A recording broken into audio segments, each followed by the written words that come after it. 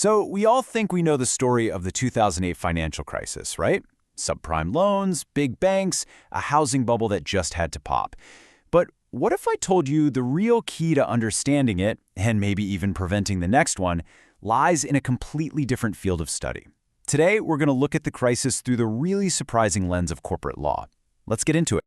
It all starts with a puzzle. What on earth could a simple bet on the stock market possibly have in common with millions of mortgages going bad and crashing the entire global economy? Well, as it turns out, the answer is pretty much everything. Okay, to crack this, we have to start with the basics. We need to get our heads around a simple financial tool called an option. You can think of it as just a very structured kind of bet. And once you see how it works, the rest of this whole story is going to click right into place. So, what is a call option? Let's imagine you think a stock, say it's trading at $50, is going to go way up. You could buy a call option that gives you the right to purchase that stock for $50 anytime in the next month, no matter how high the price actually goes. So if that stock shoots up to $70, great. You used your option, buy it for $50, and you've made a nice profit. But what if the stock tanks and drops to $30? Well, you're not obligated to do a thing. You just let the option expire. That's the magic key right there. You have the right, but not the obligation. Of course, for every bet, there are two sides to the coin. For every option holder who's hoping that price goes up, there's an option writer, the seller, who's betting it's going to stay down. The writer gets paid a small fee for taking on that risk, but if the holder decides to use their option, that writer is obligated to sell the stock at the lower price, and they take the loss. Their financial outcomes are a perfect mirror image of each other. Okay, options, stock bets, what does any of this have to do with mortgages? Well, this is where things get really fascinating. It turns out that millions of American homeowners were, completely unknowingly, holding a super powerful hidden financial option against their own banks. The whole thing hinges on something called a non-recourse loan.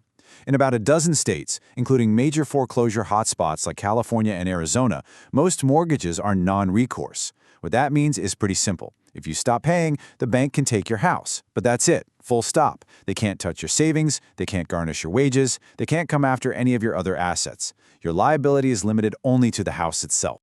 And then, bam, the housing market crashes. All of a sudden, millions of people find themselves underwater. This just means they owe more on their mortgage than the house is actually worth. You might owe, say, $300,000, but your house is now only valued at $200,000. This situation, negative equity, is what sets the stage for our hidden option. So here it is, the crucial connection. When you combine a non-recourse loan with being underwater, you create an incredibly powerful financial tool.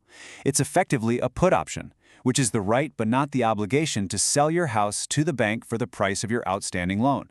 By literally just mailing in the keys and walking away, a homeowner could sell their $200,000 house to the bank and wipe out a $300,000 debt. This is what's known as a strategic default. Just think about what this does to the whole idea of risk. With a non-recourse loan, the normal risk calculation is completely flipped on its head. The homeowner gets all the potential upside if the house price goes up, but the lender, the bank, is stuck holding the bag for all the downside risk if the price collapses. The borrower can just walk away from the loss, no problem. Now, this hidden option was a huge deal, but it wasn't the whole story. There was a second ingredient needed to turn this situation from a really big problem into a full-blown global catastrophe. It was like pouring gasoline on an already raging fire. And what was that ingredient? It was the zero down payment mortgage. Lenders were so eager to issue loans that they could then package up and sell off that they just threw out the old rulebook. That traditional 20% down payment, gone. Now, borrowers had absolutely no skin in the game. I mean, the numbers here are just mind-blowing. Between 2005 and 2007, right at the peak of the madness, the median loan-to-value for subprime mortgages was 100%. Think about that for a second. That means half of all these borrowers put absolutely zero money down. They were just handed the keys to a house with no personal investment whatsoever. So what happens when you put these two things together? You get a perfect recipe for what economists call moral hazard. With no money down, you have no initial loss to worry about. With a non-recourse loan, you have no future liability to worry about. This structure basically created a massive incentive for people to take on loans that couldn't possibly afford, which artificially pumped up housing demand and drove prices to insane, unsustainable levels. It was a bubble just waiting to pop.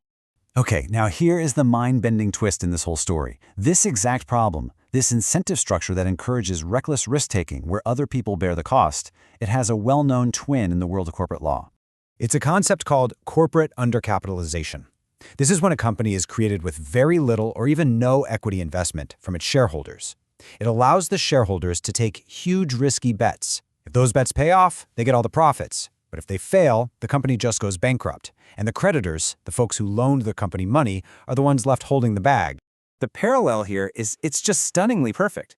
The homeowner with no down payment is just like the shareholder with no equity invested. And the non-recourse loan, which limits the homeowner's liability, is the exact same concept as the limited liability that protects the shareholder's personal assets. The underlying financial structures are pretty much identical. And the consequences are the same too. Both of these setups create what's known as an externalities problem. They encourage risky behavior, whether it's strategic mortgage defaults or inefficient corporate gambles, where the negative consequences, the externalities, are pushed onto somebody else. For the homeowner, it's the lender and the wider economy. For the shareholder, it's the company's creditors. So, if the mortgage crisis was basically a corporate law problem in disguise, could the solutions from corporate law help us fix the mortgage market? Well, the research we're looking at today proposes two ideas pulled directly from the corporate law playbook. The first proposal is what's called an ex-ante solution. That's just a fancy way of saying it's a fix you apply before a problem can even start, right at the very beginning of the loan process. The idea is really simple. Requires some skin in the game. You'd mandate a meaningful minimum down payment for any non-recourse mortgage. This does two critical things. First, it forces the borrower to be a true equity partner. They actually have something to lose. And second, it creates an equity cushion. So if home prices dip a little bit, the borrower isn't immediately underwater and tempted to just walk away. The second proposal is an ex-post solution. This one comes into play after the fact, specifically in a situation where a borrower with a no-money down loan ends up defaulting. Instead of a purely non-recourse loan, this would create a sort of hybrid model. The borrower would retain some limited personal liability for a small portion of the debt.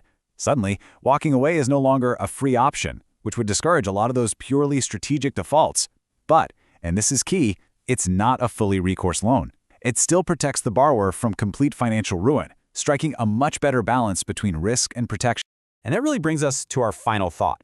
The principle of aligning risk with reward, of having skin in the game, is fundamental in corporate finance to stop companies from failing. So you have to ask, if we had just applied that same wisdom to the housing market, could we have avoided the entire crisis? It's a pretty powerful question to think about.